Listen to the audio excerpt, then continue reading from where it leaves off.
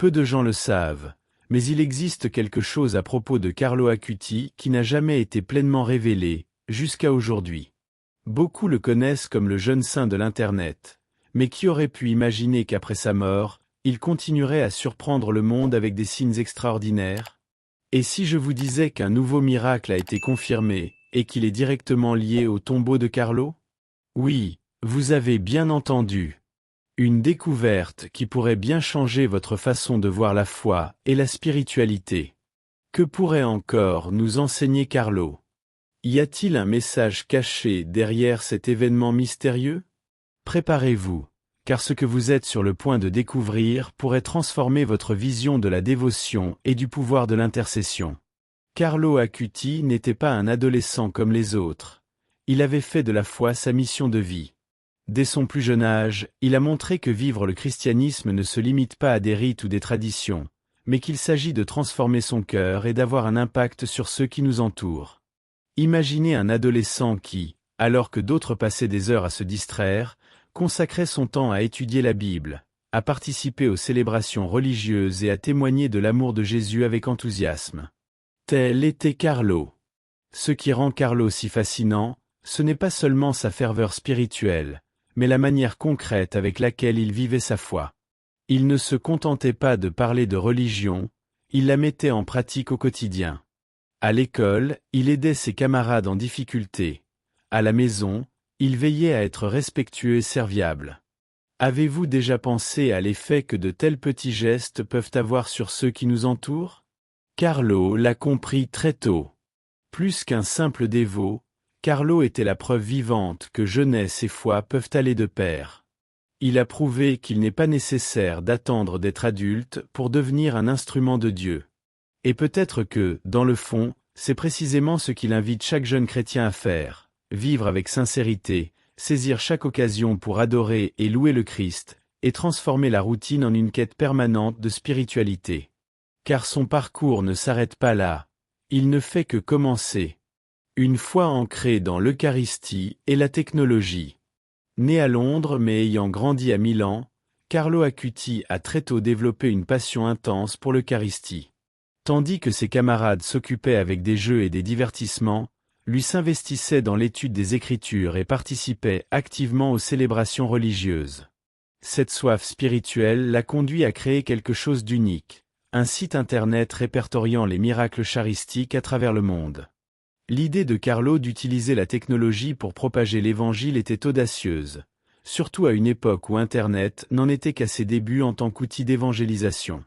Il a méticuleusement catalogué des miracles eucharistiques, construisant ainsi une véritable plateforme de dévotion en ligne. Aujourd'hui, on pourrait se demander, combien de jeunes auraient eu cette audace? Carlo a prouvé que la technologie, lorsqu'elle est employée avec discernement, peut devenir un formidable moyen de louer Dieu. En suivant l'exemple de Carlo, chaque jeune chrétien peut transformer ses réseaux sociaux en un espace de témoignage de foi. Partager des versets bibliques, témoigner de son expérience spirituelle ou rejoindre des groupes de prière en ligne sont autant de façons de vivre sa foi dans ce monde numérique. Carlo nous enseigne que lorsque passion pour le Christ et créativité se rencontrent, même la technologie devient un autel de dévotion. La sainteté, une vocation pour tous. Carlo Acuti a bouleversé la conception traditionnelle de la sainteté en montrant qu'elle n'est pas réservée à une élite, mais qu'elle est accessible à tous. Il ne portait pas d'habits religieux, ne vivait pas reclus dans un monastère. C'était un jeune ordinaire, qui allait à l'école, jouait avec ses amis, mais plaçait sa foi au centre de son existence. Carlo nous rappelle que devenir saint ne signifie pas atteindre une perfection inatteignable, mais entreprendre un cheminement constant vers Dieu, à travers de petits gestes du quotidien. Ce qui frappe le plus, c'est la simplicité avec laquelle Carlo inspirait les autres à vivre leur foi de manière authentique. Il croyait que la véritable adoration jaillit du cœur et se manifeste dans nos actions. Respecter autrui, venir en aide aux plus démunis, résister aux pressions d'une société de plus en plus éloignée des valeurs spirituelles. Et le plus étonnant, de petites décisions prises avec amour peuvent avoir des répercussions immenses dans la vie d'une personne. Alors, si Carlo, un jeune apparemment ordinaire, a pu emprunter ce chemin, qu'est-ce qui nous en empêche? Peut-être est-ce le courage de faire le premier pas, de vivre pleinement notre foi sans craindre le regard des autres. Carlo a prouvé qu'il n'est pas nécessaire d'attendre des circonstances idéales pour commencer à appliquer les enseignements de la Bible. Et c'est précisément cette manière de vivre sa foi qui a attiré tant de personnes à suivre son exemple. Des témoignages de miracles. Après la mort de Carlo, de nombreux témoignages de miracles et de grâces obtenus par son intercession ont commencé à affluer. Des familles ont rapporté des guérisons inattendues, des situations désespérées qui se sont miraculeusement résolues après des prières adressées à Carlo. Parmi les cas les plus célèbres figure celui d'un enfant au Brésil, guéri d'une maladie rare après que ses parents aient prié Carlo lors d'une célébration religieuse. Ce qui rend ces témoignages si puissants, c'est leur lien direct avec le message de Carlo, vivre simplement, mais avec une confiance absolue en Jésus-Christ. Chaque miracle est un rappel que l'œuvre de Dieu ne s'arrête jamais, et que, même dans les moments les plus sombres, la prière reste un pont vers le divin. Imaginez la force de croire qu'en s'agenouillant, un miracle peut survenir. Carlo a vécu avec cette certitude, et son exemple continue d'inspirer des milliers de jeunes chrétiens à travers le monde.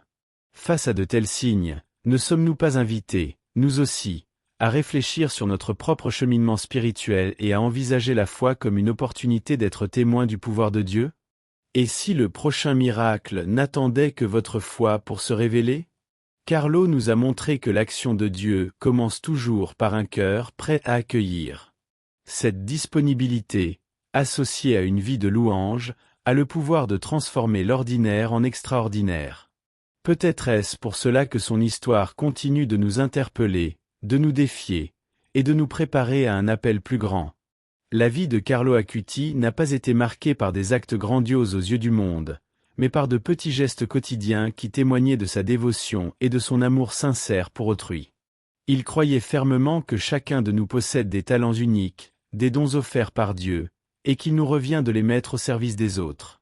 Carlo en donnait l'exemple chaque jour. Il aidait ses camarades en difficulté à l'école, faisait preuve de patience envers ceux qui ne partageaient pas ses convictions, et posait des actes de bonté dans l'ombre, sans attendre de reconnaissance. Un exemple simple, mais puissant, de ce que signifie vivre l'Évangile au quotidien. Pour lui, la véritable adoration ne se limitait pas aux murs de l'Église. Elle se prolongeait dans la vie de famille, au travail, dans les relations humaines. Chaque situation devenait une opportunité de manifester sa foi. Avez-vous déjà vécu ces moments où l'on peut choisir de pardonner, de consoler ou d'encourager quelqu'un? Carlo voyait ces instants comme des autels invisibles où la foi prend forme de manière concrète et transformatrice. Imaginez si chacun de nous commençait à voir la vie avec les yeux de Carlo. Les heures passées au travail, les échanges avec nos proches deviendraient des occasions de témoigner de l'amour du Christ. Carlo nous rappelle que briller comme une lumière dans le monde ne nécessite pas de grandes actions, mais une constance dans les petites choses. Et cela nous amène à réfléchir à une réalité encore plus profonde. Une foi vécue dans chaque détail de la vie. La vie de Carlo Acuti est intimement liée aux enseignements bibliques. Il avait l'habitude de dire que « l'Eucharistie est ma route vers le ciel », reprenant les paroles de Jésus dans Jean 14h6. Je suis le chemin, la vérité et la vie. Carlo comprenait que suivre l'Évangile ne se résumait pas à une connaissance intellectuelle des Écritures, mais impliquait de les incarner pleinement dans sa vie quotidienne. Chaque pas qu'il faisait était guidé par un ardent désir de refléter l'amour du Christ dans le monde. De plus, Carlo s'efforçait de vivre en accord avec les paroles de Matthieu 5h16, « Que votre lumière brille devant les hommes ». À travers de simples actions, il laissait transparaître sa foi, partager un passage biblique avec un ami, encourager les autres à prier davantage. Avez-vous remarqué combien ces petits gestes peuvent transformer notre entourage? Carlo l'avait bien compris, il ne fallait pas attendre une grande occasion pour agir, car chaque jour offre des possibilités de semer l'amour et la paix. Enfin, Carlo vivait pleinement l'appel de Marc 16, 15-18, « Allez dans le monde entier et proclamer l'Évangile ». Il avait saisi que la technologie pouvait devenir un instrument puissant pour diffuser la parole de Dieu. À une époque où Internet n'était pas encore omniprésent, Il a utilisé ce moyen pour créer un site recensant les miracles eucharistiques à travers le monde. Ne pourrions-nous pas, nous aussi, employer les outils modernes pour témoigner de notre foi? Cela peut être aussi simple que partager un message d'espoir ou un verset biblique avec quelqu'un qui en a besoin. La sainteté dans la simplicité. Carlo Acuti nous enseigne que la sainteté n'est pas réservée à une élite ni aux héros d'un autre temps. Pour lui, la spiritualité naît dans les petits gestes du quotidien. Offrir un sourire, tendre la main, prier en silence. Il voyait Dieu dans les détails les plus simples de la vie. Cette vision nous invite à abandonner l'idée que devenir saint exige des exploits. Carlo croyait que la vraie dévotion réside dans ces actes modestes, souvent invisibles, mais empreints d'amour et de sincérité. Sa manière d'unir la foi à la vie ordinaire inspire une nouvelle approche de la spiritualité. Ne pas cloisonner le spirituel et le temporel, mais les entrelacer en une seule et même réalité. Imaginez transformer chaque moment de la journée en une occasion de gratitude ou de louange. C'est ce que Carlo pratiquait, et c'est cette simplicité qui continue de toucher tant de personnes à travers le monde. Suivre son exemple, c'est choisir de vivre sa foi de manière authentique, sans artifice, en recherchant la présence de Dieu dans chaque instant. Pourquoi ne pas essayer? Et si, au lieu d'attendre un moment particulier pour prier, nous saisissions chaque pause pour nous tourner intérieurement vers Dieu? Cette attitude d'ouverture peut devenir une porte vers quelque chose de plus grand. Un amour profond et fidèle pour Marie, que Carlo chérissait particulièrement. La dévotion mariale de Carlo, un chemin vers la paix intérieure.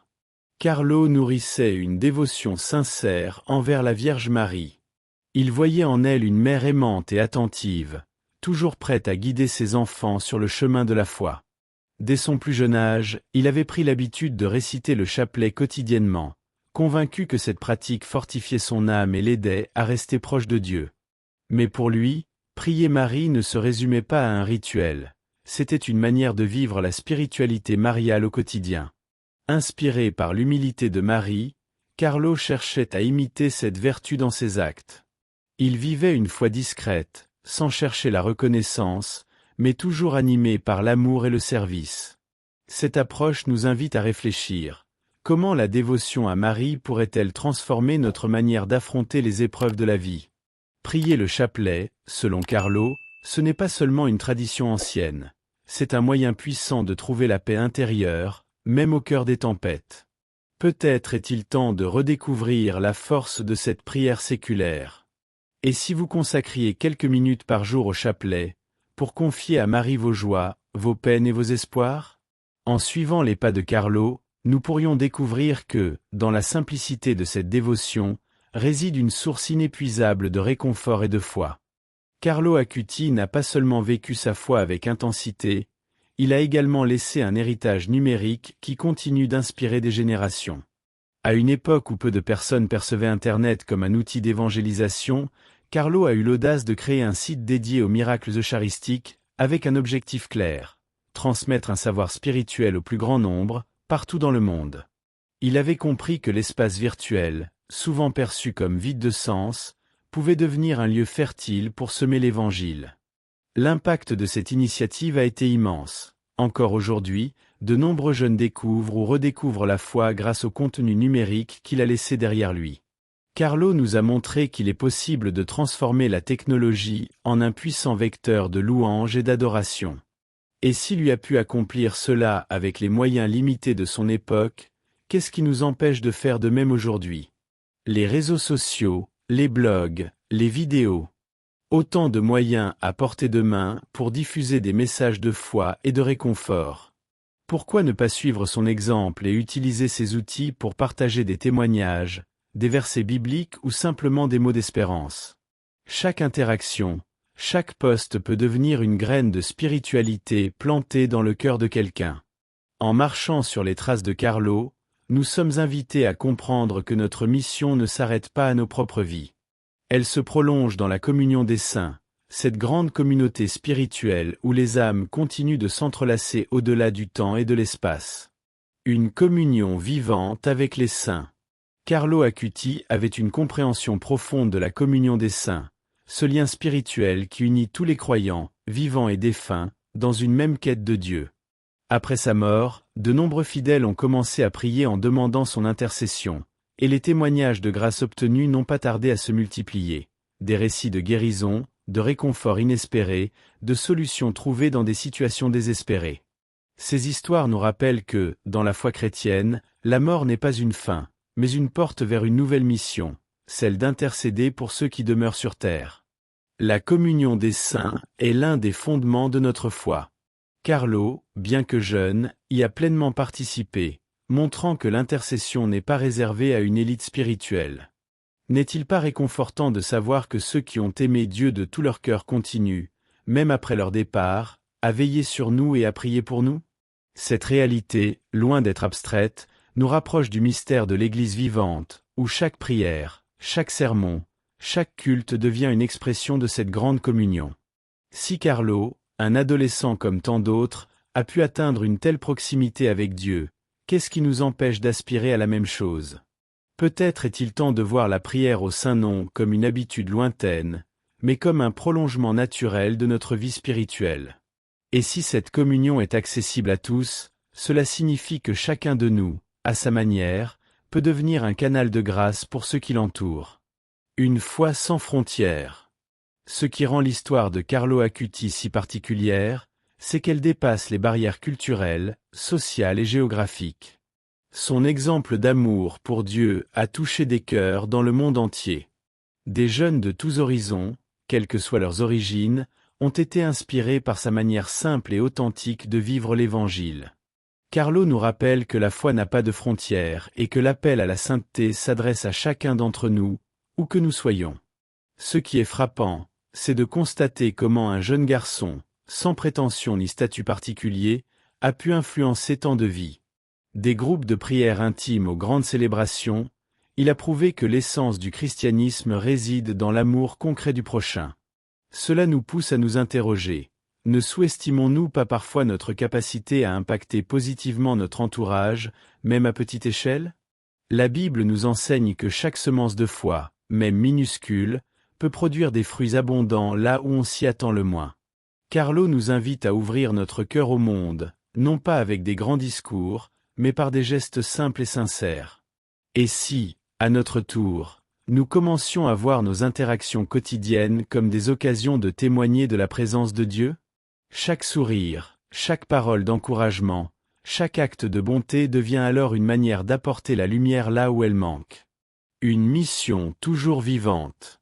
C'est ainsi que le message de Carlo Acuti continue de résonner, bien après sa mort.